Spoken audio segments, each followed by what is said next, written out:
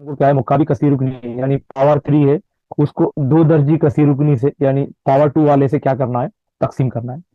तो कुछ नहीं, बहुत सिंपल है। यहाँ पर भी हम लोग वही फार्मूला, जैसे कि यहाँ पर पावर 3 है, पावर 2 है, तो यहाँ पर 3 होना, यहाँ पर कुछ भी नहीं है, तो सबसे पहले ले लेंगे 3।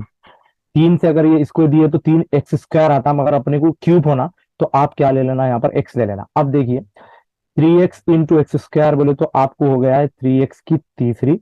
3x इंटू 2x बोले तो ये आपको हो गया कितना भाई, 3 दूनी, ये आपको 6x²।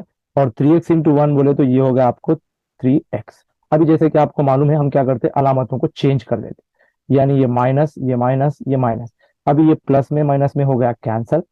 अब देखिए आप, यहाँ माइनस में 6 और ये प्लस में 1, तो आप क्या करेंगे, यहाँ पर -5x की दूसरी, और यहाँ पर प्लस में 2 या माइनस में 3 बोल तो ये आगा -1, और ये +5 को यहाँ पर ले लिए तो ये आगा +5।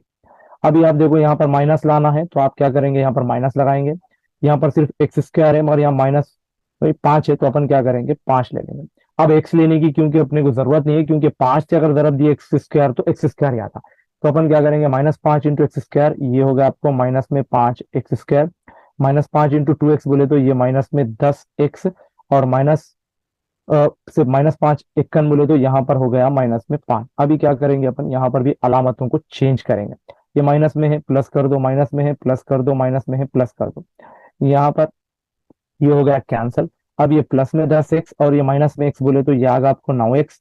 और ये प्लस में 5, ये भी जो है सो आपका ऊपर वाला प्लस में 5, ये आगा आपको 10।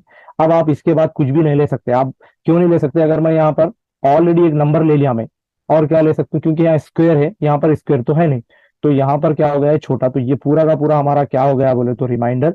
और ये हो गया हमारा क्वेश्चन। तो इस तरह से हम लोग एक अलजेब्रिक एक्सप्रेशन को जो है सो हम लोग डिवाइड कर सकते हैं। उम्मीद कि आप लोगों को ये डिवाइड करना समझ में